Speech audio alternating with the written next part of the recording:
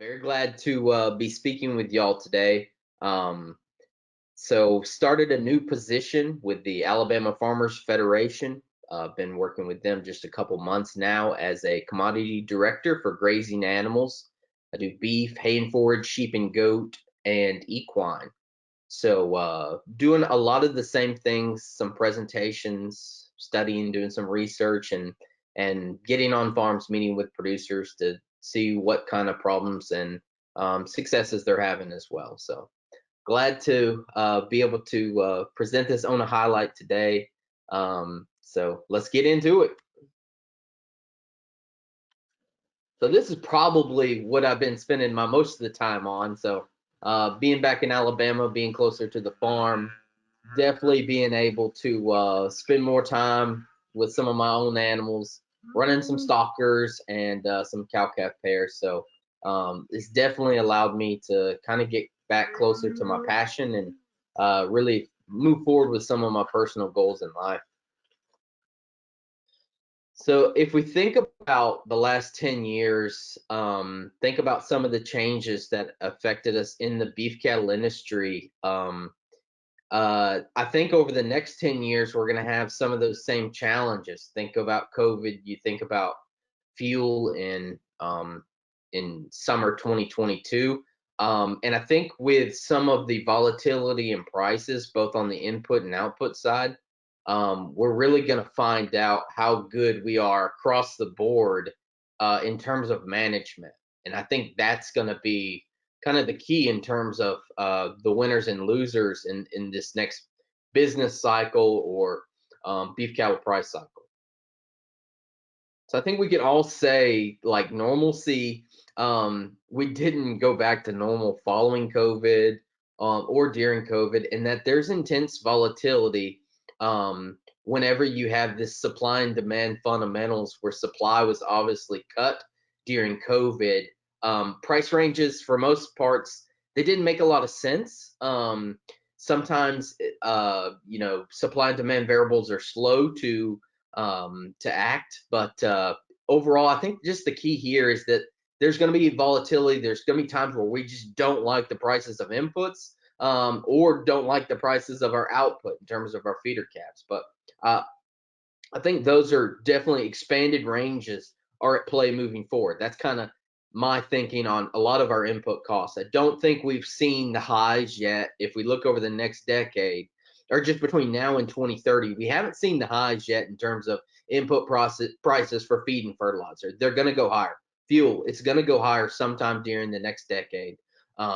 It's kind of what it looks like now in terms of expectations on futures, as well as some analyst predictions and some of the geopolitical things that are out there.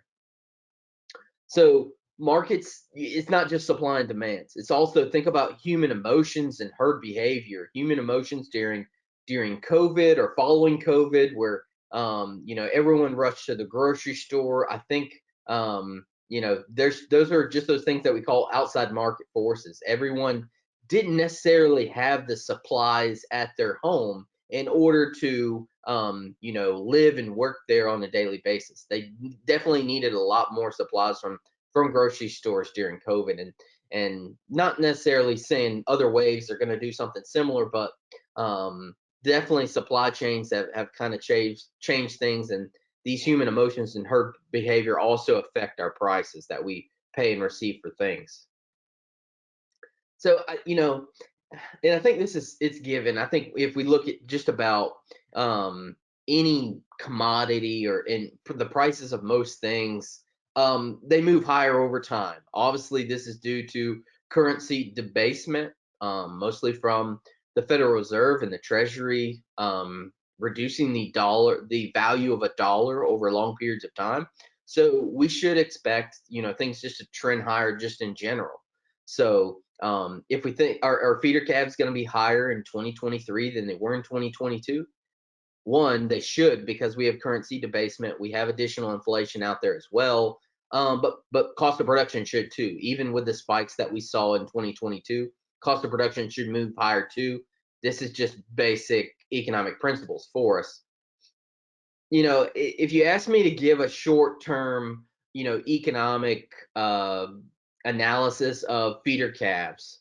So right now, if you look between now, January 2023, and November 2023, we have $30 a hundredweight that they're pricing in to run.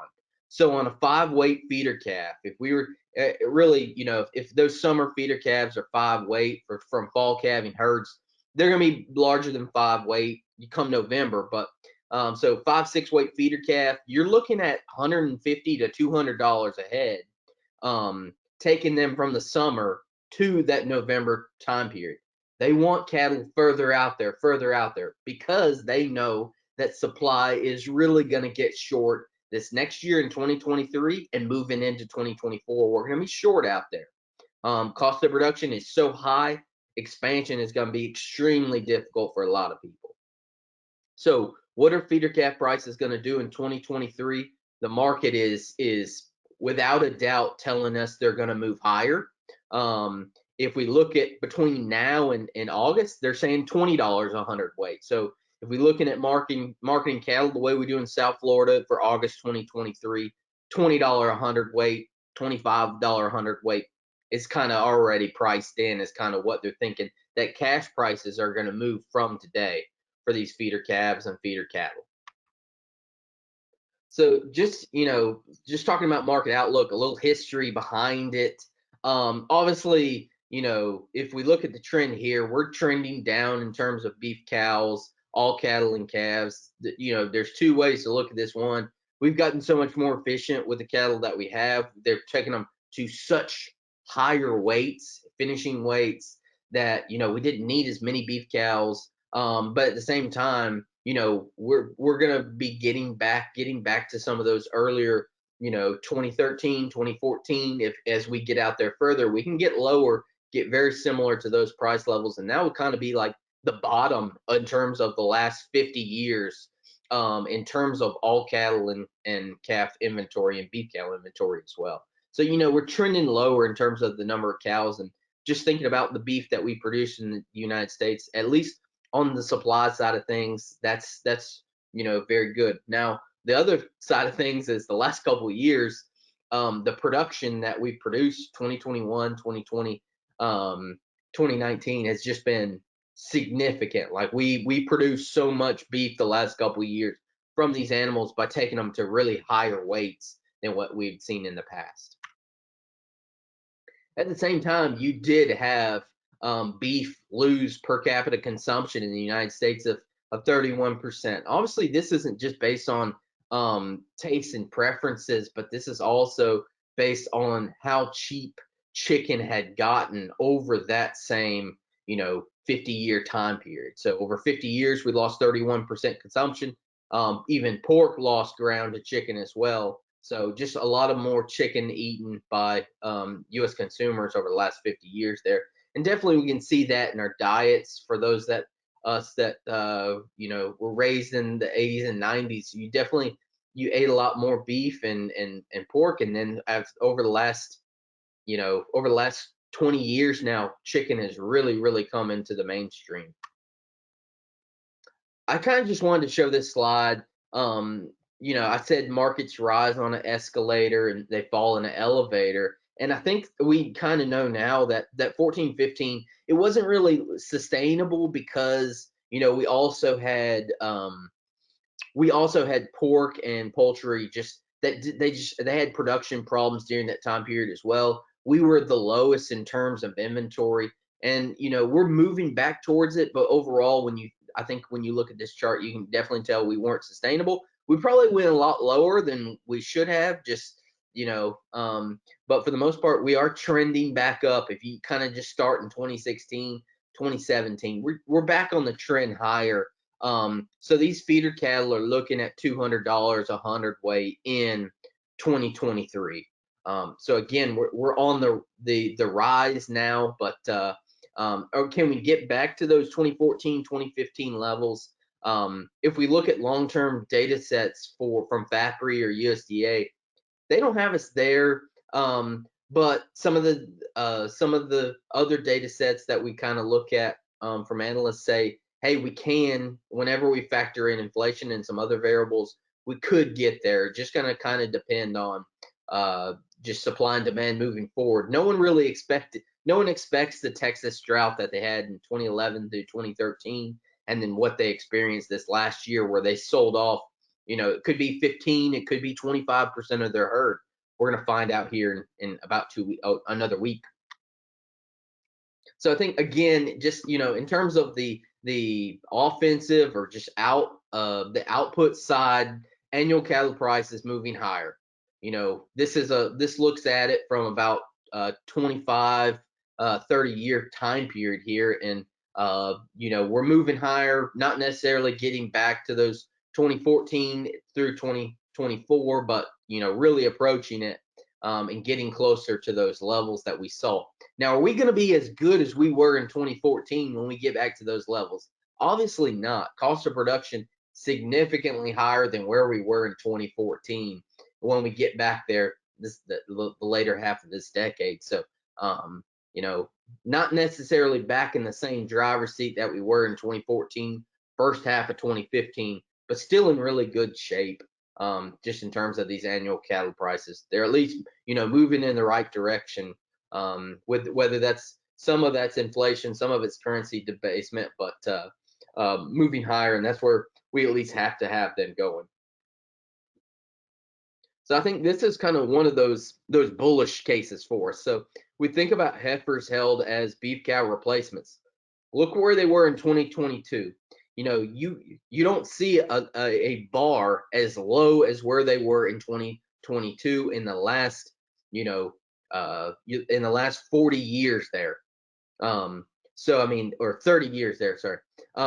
So you're really getting to a point where, hey, we're not going to have much inventory moving into 2024 either. We know what beef cows were, how they were harvested in 2022. We know we don't have replacement heifers. This chart shows the number of heifers that are out there in the feedlots. We know where they are in the feedlot mix. This is over the last 12, 13 years now, this is the highest they've ever been as a percentage of the cattle on feed out there. So we're not retaining heifers currently either. So they're out there. They're going to be part of this beef production supply chain, and that's absolutely key and critical for us moving forward, that we know and understand that this isn't just 2023 prices are going to be higher. 2024 prices, we're going to be shorter too. So basically, it's just if demand just sustains itself, if there's not another plant fire or anything out there that hurts us on the packing capacity, we're going to move higher the next couple of years because the supply is just not there. As long as we can get these animals harvested, and we continue to have that demand, some of this export demand from Southeast Asia, it's going to be a pretty good market for our feeder calves in South Florida. There are going to be outliers out there for us, but at least prices are going to be higher. I put a lot of things in here. I think the biggest key is from 2005 to 2015, there was excess fed cattle capacity. So there was more packing capacity than there was fat cattle available. So producers had the leverage. Cattle prices rose. If you look at the last several years, it was the opposite. There was more fed cattle than packing capacity. So packers had the leverage. Prices struggled. We saw those prices struggle in every single year, 2017, 2018, 2019, 2020. All 4 of those years, there was time periods where, we really didn't understand their cattle prices. Obviously, they weren't consistent with the cost of production and the value of box beef.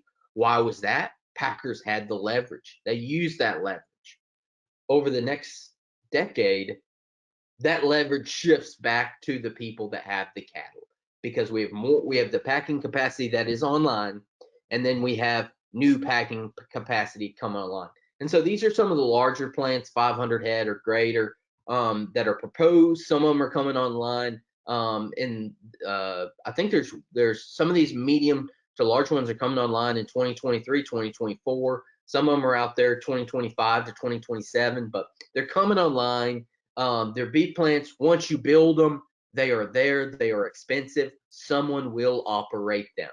So you got new demand for cattle coming online. So that's very bullish for us, just if we're producing calves in the United States. I think that's very bullish for us to get these animals harvested over the long haul here. So let's talk about the cost side.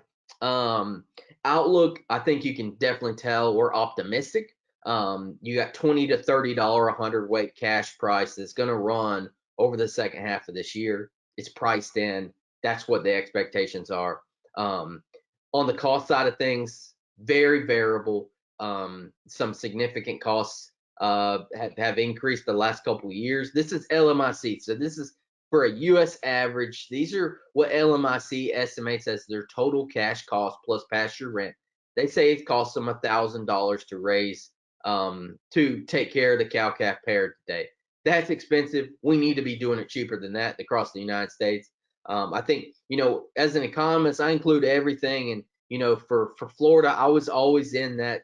I probably started in 2014, probably at that 675 is kind of where I thought, a good management of, that's on purchasing replacement heifers. It also, whenever we factor in this, it really depends. If you're purchasing replacement heifers, it increased cost of production, but you have more revenue. If you have a lower cow-calf cost of production if you raise your own replacement heifers, but you have less revenue. So just factors like that. But hey, it's expensive. If we look over this at long haul, it's 2 to 3% a year increasing cost of production here, from LMIC. I'll just kind of say, just in terms of, everybody's got different numbers. Everyone talks about how much it costs them to carry a cow. Words are just words without good numbers behind them. We have to each calculate our own cost of production and kind of just move forward, with, hey, this is what it costs us in our operation. And we all have different competitive advantages, whether we have a lot of land, or we have access to some feedstuffs that are cheaper than normal. So everyone's different. We have to calculate it for ourselves. So I mean, a couple of ways I think that I kind of say know your numbers, but a couple of ways we've known our numbers is, the Florida Cattle Market Price Watch. We had break-even prices. We had price objectives. We knew exactly where our expected cash price was every single day of the year before we marketed our feeder calves. That's one way we can know our numbers. Another way, if you want to make more money, spend time, focus on cost of production. So know your numbers. I did a ranch expense analysis in 2015, for some different ranches in Florida, and kind of looked at, where they were kind of spending money on a lot of different things. Just because it shows zero there doesn't mean it's zero. It actually, it's just a rounding error there. But for a lot of these different things, if you look at across the entire ranch, hey, it's feed, it's depreciation on machinery and equipment. Hey, that's a real cost, because depreciation, eventually you have to replace that. Interest expense is significant. If it was 14% in 2015, where do you think that is today? So very expensive. And then fertilizer, 12% as well. But a lot of other things factor into all these numbers as well. And these were just 4 ranches that we analyzed in Florida in 2015. So let's talk about supply chain disruptions, higher cost of production. So labor costs are higher. We have higher feedstuffs. Think about from where we started in August 2021, corn was $3.50 a bushel. I paid $8.46 to feed some cattle in the feedlot last week for corn. That's cash corn in Kansas. That's significant. So we've got higher labor costs. We've got higher feedstuffs, higher fertilizer and chemical costs. Supply chain issues continue to persist. Hey, we're not going back to normal. The globalization has broken in many areas. You added on top the war in Russia and Ukraine, and kind of think about what we can and can't do without energy. And Russia, Ukraine has created a tremendous issue for Germany. So the supply chain issues, they're going to continue to be a large problem in terms of agriculture, getting machinery and equipment parts. You got the highest inflation in 40 years. You got higher interest rates. I don't think they're done going up. You've got higher fuel, higher energy costs. Fuel can continue to go higher. The strategic reserve is almost depleted. They have to refill it eventually, and then we have additional sanctions moving on to Russia in 2023. Hey, fuel, it can definitely go a lot higher than where we are today. And everything that we use to produce food has interest rates and energy attached to it. It might not necessarily on your farm, but it definitely does to that person that's marketing it to you from these different large companies. So I'm going to talk about managing beef cattle costs. This is my list in terms of managing costs. Your list is different, but this is just these are 20 things that I'm kind of thinking about in terms of managing beef cattle production costs in my operation. So here we go. The first thing is, we talk about this being a business. We got to pay ourselves first. Figure out what you're worth, what your time's worth, managing your operation. Pay yourself first. Get yourself paid. Or we can consider it a hobby if we're not going to pay ourselves first. And I think too, there's more than one way of doing things. I was evaluating something last week, and I evaluated 5 different ways that we could accomplish the same task. So think about how you were doing something on your operation 10 years ago. Are you still doing it the same way? I think there's lots of things on our operations we're not implementing it the same way. Think about when we implemented GPS with fertilizer applications or weed control applications. Think about how much more efficient we were, and think about those input costs today. You don't want to waste any fertilizer when ammonium nitrate is $750 a ton. We want to be the most efficient we have ever been with these inputs. How much feed waste and how much hay waste do we want when hay is $75 a bale in North Florida in many cases? So and DDGs are $275, $300 a ton where I am. So we don't want waste. We have to evaluate different ways of doing things. If we're still doing things the same way, evaluate different alternatives that we can implement. And I think this is something me and my buddy Marcelo always talk about. Change is expensive. That's the reason we don't like it. We have to implement it on small areas first. It's necessary over time to get better. So kind of I attend extension presentations across the Southeast. My goal is just to learn something new for our operation, study, evaluate it, put it in the playbook. We don't have to use it, but just put it in the playbook. Consider it for a future time period where it may make sense to implement. So it's expensive, but it's necessary. I'd also say, we may have a certain way of doing things. Economics can break you though. It might not make sense to feed at, certain percentage of body weight anymore with where feed costs are. We may have to, implement some supplemental creep grazing or something like that to get that additional nutrition in the animal at a lower cost of production. So there's definitely going to be times where we're used to supplement at one rate. We're going to have to cut it back. It might be that 90% of reproduction efficiency is not the most economical anymore because those additional units might not necessarily be worth it. So those are just things we've evaluated for different operations, and we have to necessarily make changes over time because economics changes pretty quickly. If we think about when Russia invaded Ukraine, this was one of the analysis from JPMorgan, and this was like the worst case scenario. This was like the 1% chance or 0.1% chance, kind of similar to a global pandemic. But there could have been $380 crude oil if the demand stayed the same for the most part, which all else is never equal. But if demand stayed the same and you lost the 4 million barrels of oil that Russia makes per day, that was $380 a barrel crude oil. That's $15 a gallon. I don't know how many of us would have continued to still go to work. But so we obviously would have made changes. That's what I mean when I say economics can break you. It can break you very fast. So if diesel goes to $7.50, I think diesel will be at $7.50 sometime in the next 10 years. I think corn will see $10 a bushel. I think minimum wage will hit $20 there's inflation in there included in those variables, but there's volatility out there. It can go one way or the other. Food is definitely going to be critical and important over the next 10 years. There's definitely going to be shortages out there. With economics, I don't think there is limits. Things are going to change. We're about to change with them, whether we want to or not. We're likely going to use less inputs in many of our beef cattle operations. What was once optimal is no longer optimal. Things will change. So, if corn goes to $10 a bushel, what weight feeder cattle do I want to be selling? Do I want to market a 5-weight feeder calf when corn's $10 a bushel? We're going to send it to Oklahoma City and put it on feedstuffs or into a feedlot. For a lot of things, if we don't have experience, backgrounding, preconditioning, adding weight to animals, for the most part, we have to get them harvested before 30 months.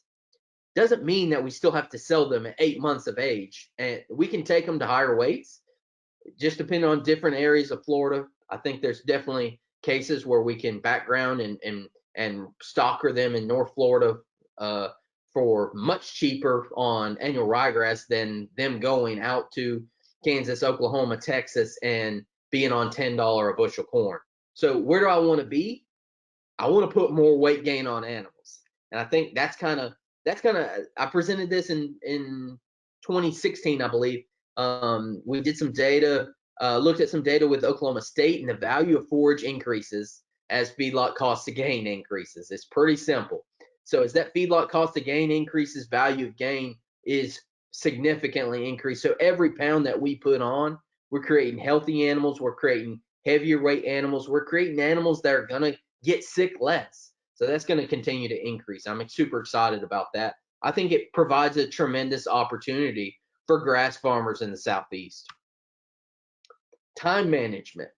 What do we want to accomplish? I think the biggest thing, developing a written plan. We can't do everything, but we can do something. So I'm all about a written plan. If we don't write it down, it's a dream, it's a wish. It's not very important to us unless we get it down on paper. It doesn't have to be anything fancy, just a page or two. What do we want to accomplish? Let's get it down.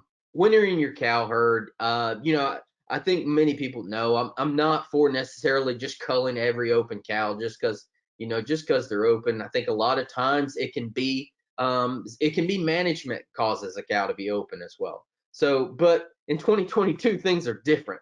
A lot of us, with hay prices, with feedstuff prices to where we were, unless we had just a whole bunch of residual forage, carrying this open cow through 2022, hey, it's expensive. It's like carrying an open cow through the winter. It's like hiring an employee, paying them monthly salary and benefits, and then expecting them not to show up to work until the next year. That's expensive. We got to consider it, but at the same time, we got to evaluate what are we replacing that animal with. These feeder calves, these feeder heifers are extremely expensive, and it takes a long time to get a calf out of an 8-month-old feeder heifer. There's several. We got a long time before we get to sell a calf off that heifer. So inflation, I think this is a big one. I think for the most part, even if we looked at long-term data, inflation is not going away. It can get worse, it can get better, it can stay the same. That's about it. If we looked at Arizona tea, they always said their long-term plan is we were always going to keep it at 99 cents. Now it's $1.29. Have a plan for inflation. That's kind of all I can say on is, the Federal Reserve says they want 2% inflation long term. So over the long term, they expect 2% inflation, but they're fine with it getting higher than 2% for a little bit of time. Now they've raised interest rates. So how are they going to bring inflation down? I hope you can understand it. It's demand destruction. They said things are going to have to get a little harder on Americans for us to bring inflation down. So things are going to get harder on Americans. Interest rates might not be done going up yet. We're going to continue to watch it. I don't think they are. So at some point, we got to have a plan. If feeder calf revenues only go up by 5%, but cost of production increases 12%, that's gonna squeeze us. So that's gonna be critical that we manage this cost of production the best we can. We're competing with everyone else here. planning ahead is going to impact your bottom line. Think about these key areas in terms of inflation. So we're definitely going to be changing the quality or quantity of inputs purchased. For a lot of us, it's going to be purchased early and purchased often. Seed chemicals, it's all going to be in tight supplies out there. There's definitely several chemical plants that are behind schedule. That these chemicals, they're going to be short, they're going to be expensive. Seed, you got to get on everything early. It's about having that written plan, implementing it, acting on it. I kind of just put this in here. This is one of the things, I hit the ground running in Alabama. This is one of the things I know we've been interested in it in 2 years. We didn't know what we were going to do, but the feedstuff prices are just, they are high is all I can say. They're high. The availability, you can order feedstuffs, you might not receive it. So, in some cases, we are producing some of our own inputs now in terms of our feedstuffs. Looking at corn silage, looking at corn. We've been looking at a crabgrass red clover mix. Like I like to call it rocket fuel because the cattle absolutely love it. So looking at this, looking at the availability of shifting some of these feedstuffs to grow in our own is going to be absolutely critical for us. We think it's important for us moving forward. To be able to, to lay off some risk of, what if feedstuffs don't show up in the truck this week for some of our backgrounders that absolutely have to have it. I think this kind of goes along with everything, but there's so many things we look at in agriculture, and if it's not pretty, it's not profitable. But it's probably the opposite. So everything doesn't have to be pretty. It needs to be functional. It needs to be effective. It doesn't have to be pretty. If you ask me, if we think about 2014, it's almost like you got paid twice in 2014 compared to 2016. So between 2023 and 2030, this supply is probably going to get out of hand so much that it's probably going to seem like we get paid twice one year compared to what we were receiving the last several years on the revenue side of things. Now, cost of production is still going to be high. I think one of the thought processes is, what are you going to do with that money? You need to have a plan now for what you're going to do with the money you receive whenever you get these time periods where revenue is absolutely exceptional. What are we planning on doing with it?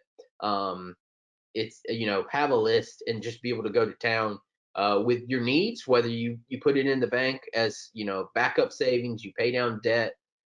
Maybe there's resources out there that you can really implement and take your operation further. Those are just going to be absolute key, in my opinion. This is just kind of one of those things that I always got this question. Obviously, I've been a huge fan of agronomy, but I think people always ask, like, what forage should I plant? I think my easy answer is what grows easily and is of relatively high quality on your operation. With stocker cattle, my two have always been annual ryegrass and crabgrass. Your answers are probably going to be different. On a cow-calf herd, absolutely love Bahia grass. If I'm looking at putting additional weight on stockers, Bahia grass probably not their best guess there.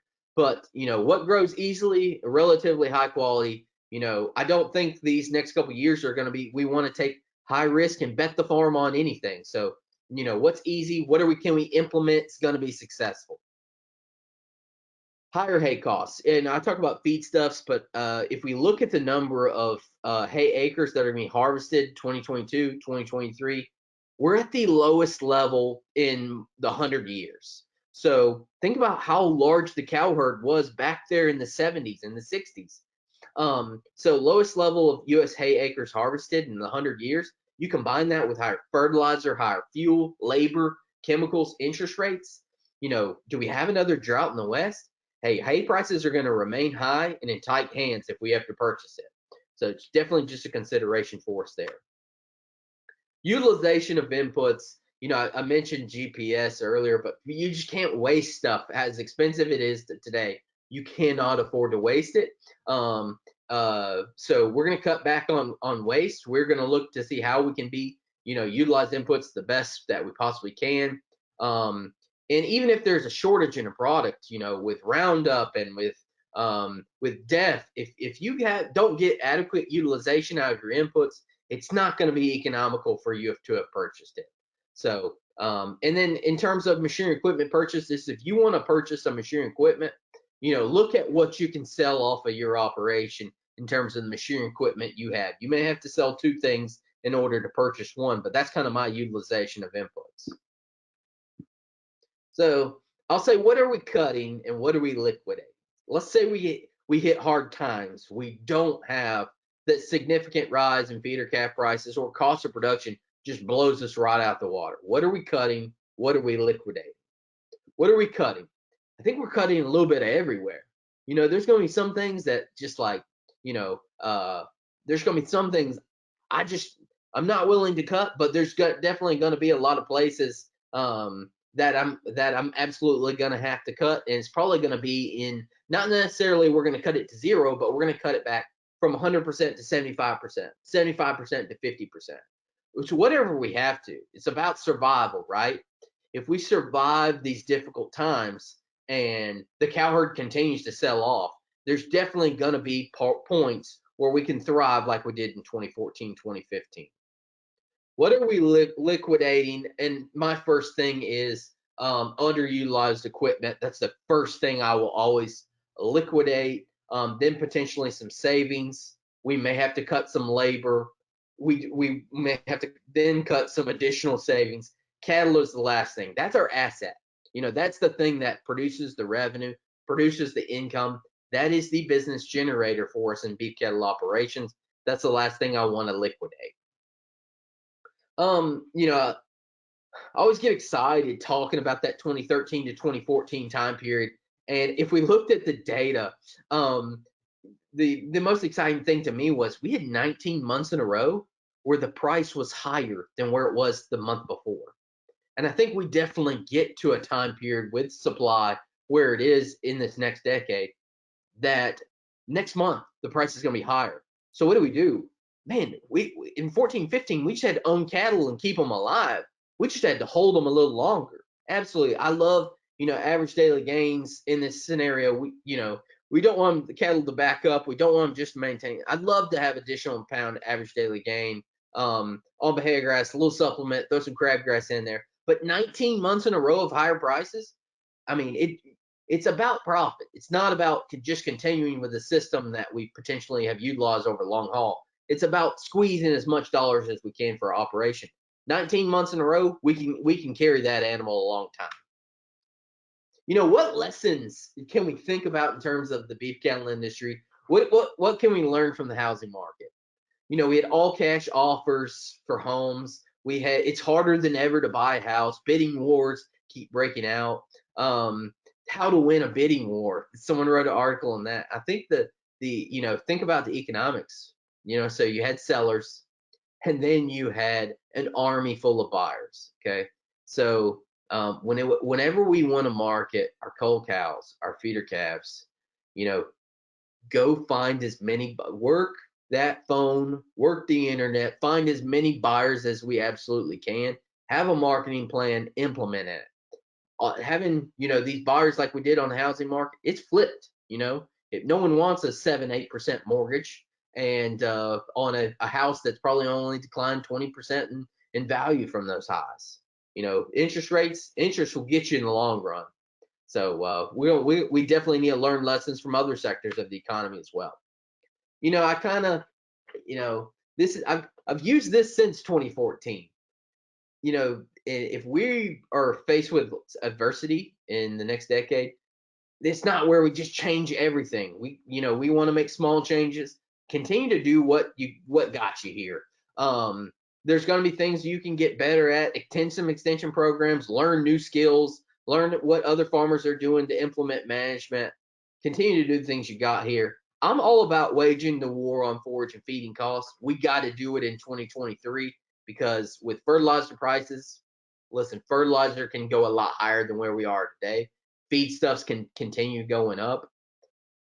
Prepare for the next drought. If we run into a dry season, we got to know what we're going to cull in the next drought because we might not be able to handle the cost of production that goes with them.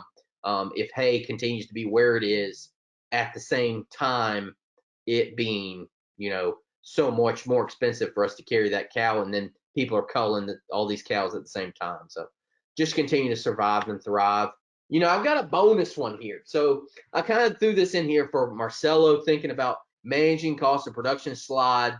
Just quick basic economics. Can I make money growing annual ryegrass at 2,000 pounds per acre? And I used this in a in-service training that we had in Ona a long, long time ago. And just in terms of economics, give me a little more data there. $100 an acre. We're not putting much fertilizer on it. We're putting some. We're in tough times, we have to squeeze as much as we can. 50% forage utilization. All that electric strip grazing that I love. We're probably going to have to implement some new technology. So at 2,000 pounds forage production, 50% forage utilization. Hey, you've got 1,000 pounds in the animal, $100 per acre cost of production. That's $200 dry matter ton consumed for something that's 65% TDN, 16% crude protein. Hey, we're going to do that all day, every day. It doesn't have to be pretty, but we have to implement it. We have to make it work for our operation. I'll tell you just a little bit of advice that I got going out to Kansas. I learned from so no-till on the plains in Kansas. I went there for the first time in 2019. I went again in 2020. Some of the best advice, you see things differently when you go to different parts of the country. If you create a big enough problem, you'll find a solution for it. And I really do believe that. Now, the solution may be expensive, but in some cases, it's good for us to create problems, because we're going to have we're going to have to do some change, and we're going to have to continue to evolve in our operation. A cotton producer told me that he planted cotton. He was halfway through the growing season, and then nobody produced cotton within 150 miles of this farm, and he was going to have to find a way to harvest it. Now he did, because he had created a big enough problem, while the financial of that was going to be devastating if he didn't find a way to get that harvested. This is probably the second to last slide, but words are just words. Two things to focus on: what you spend, what you receive. This matters in our personal life and our professional life as well. The bottom line, if it's a business, everything that kind of flows into this on the beef cattle side matters. So that's kind of how I'll leave it. I appreciate y'all's time. I'm grateful for the opportunity that I got to work there at Ona, and I really appreciate everything y'all did for me. Thank y'all. Thank you, Chris. Really enjoyed that presentation. And so now we're going into our time of Q&A. So if anybody has a question, if you would please enter it there in the questions panel, and we'll ask Brent and he'll respond to you. That'd be awesome if you have any questions.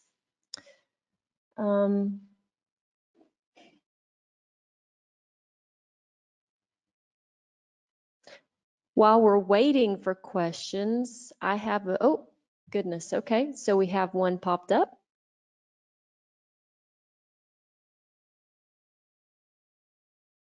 All right, this question says, do you have a breakdown of cost of feeding hay versus feeding cubes in regard to cost and value to cattle? Yeah, definitely looked at the cost of feeding hay versus cost of feeding cubes. I actually looked at the differences, and then as well as an implementation of both of them, and all three scenarios, if they're implemented implemented with medium to high quality hay, or just for me, for the most part, average quality hay, as well as where cube prices are, like you play with those trade-offs there, and the implementation of utilizing both the hay and the cubes was one of the areas that I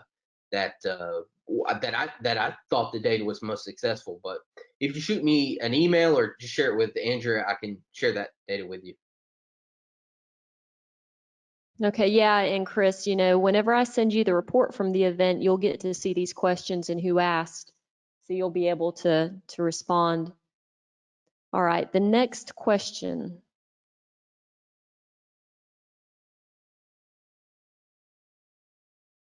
I have read a few economists who say that they thought most inputs will remain fairly flat this year after such rapid increase the past 2 years. Do you agree with this?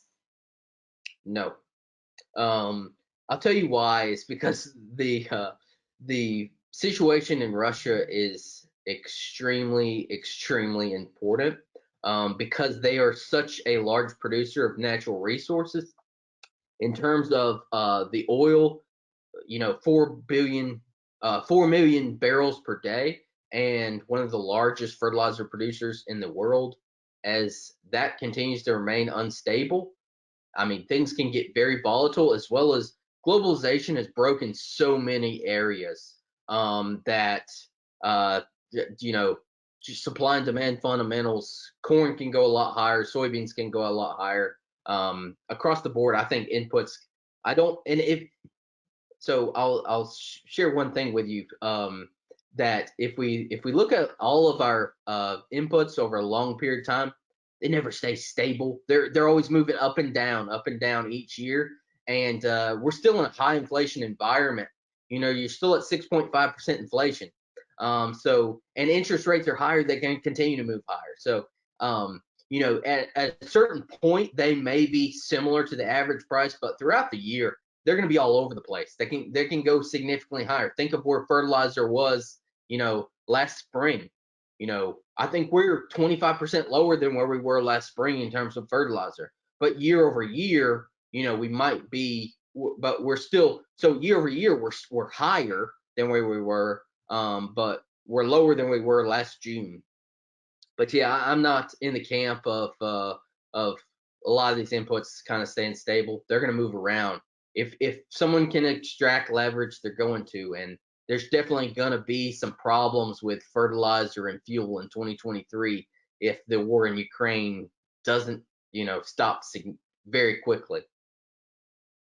I think most people will know, but the new trade restrictions start in January 2023 on Russian oil and Russian vessels that are moving oil and fertilizer and grains around. Okay, several more questions, Chris.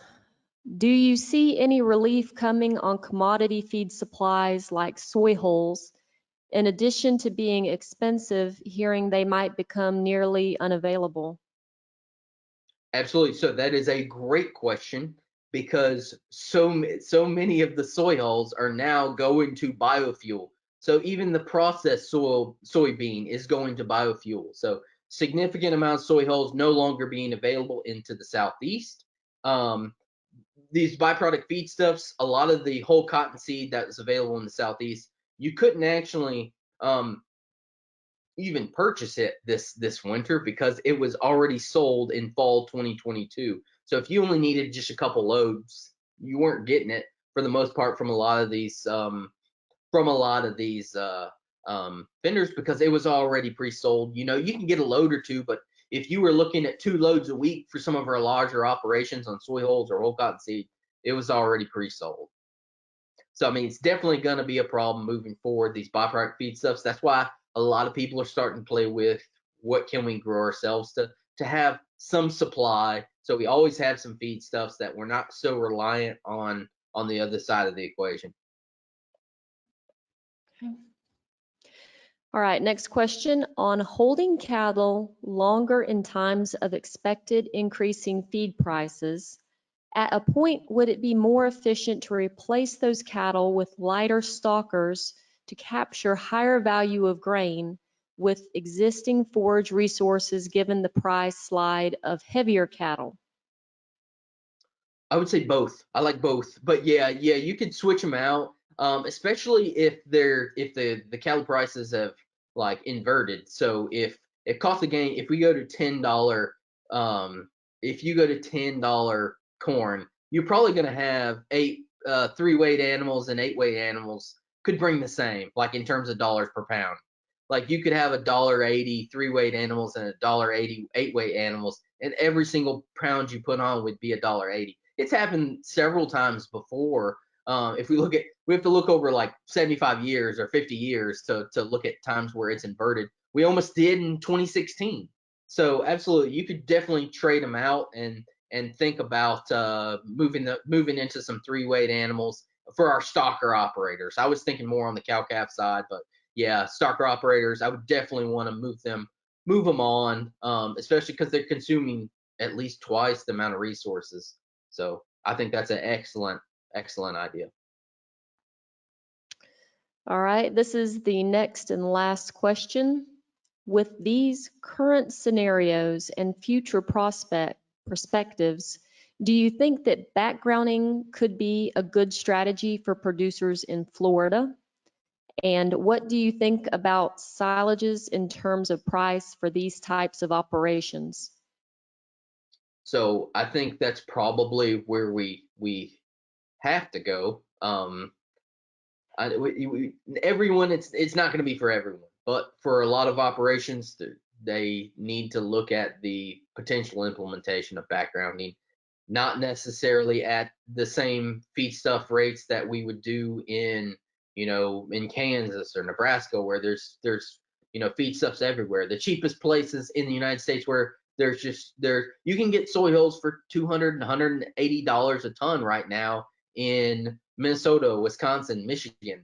They have a lot of excess byproduct feedstuffs. We're not going to compete with them that way. But a lot of our animals, we can put some additional weight on them. It's not about hitting 2 pounds average daily gain in these high feedstuff environments. Get you a pound and a quarter, a pound and a half. I think it can definitely work. You're probably going to do 1.75 if you can, implement some silage and probably have some protein out there to go with it. So I think it's going to be using some forages, some high quality forages, at the same time some supplementation, taking these cattle to higher weights, preconditioned weight, make healthy yearling cattle, and then get them out there for the most part. My thought process continues to be that we can't send 550-pound animal to the Midwest to be finished on $8, $9, $10 corn and put 1,000 pounds on a 5-weight animal in the feedlot. And they can take up to 30 months and still get them harvested and still get our premiums. We don't want to go backwards. We want to continue a steady progression forward. But those are just my thoughts and comments on it. Continue moving the animals forward, but we have to do it cheaper. It's about profit. It's not kind of just about putting weight gain on animals. So I like the thought process of backgrounding, putting weight gain on animals out on grass with supplementation as well, with specifically with that silage. I think that's kind of where we're going for big presentations we have next week is with a lot of corn silage, with some sorghum silage, with a little bit of corn, going back to growing 30 acres of corn, getting harvested, and just being able to have that feed stuff. So, but thank you. Thank you, Chris. That concludes the questions that I have here. Thank you so much for all that great input. And Chris, if somebody has a question for you after the event, what's a way that they can send you through your email? What email is best for you? It's just the letter C, my last name Prevatt at alphafarmers.org. So now I have just a couple of events coming up that I'd like to share with you. I would like to invite you all to join us back here on February the 14th for our next Ona Highlight. That is going to be with guest presenter Dr. Thomas Smith, who is a postdoctoral researcher with the UF Wildlife Ecology and Conservation Department in Gainesville. He will be presenting habitat fragmentation and landscape change, using experiments to investigate processes occurring at large spatial scales. And I will share this information with you whenever I send you the recording.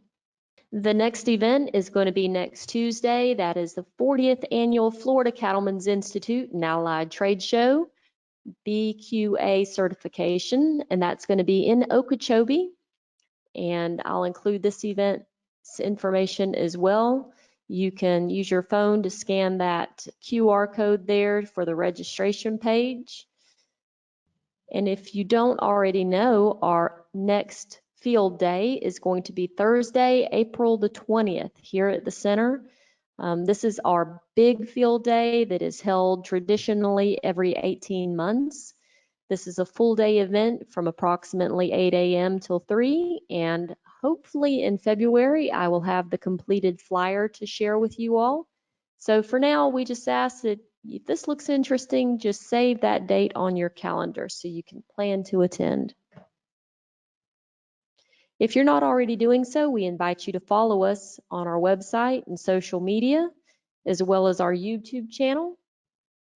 And if you don't get our Newsy Friday emails, this is the email that you can send your information to and just ask, please add me to your email list.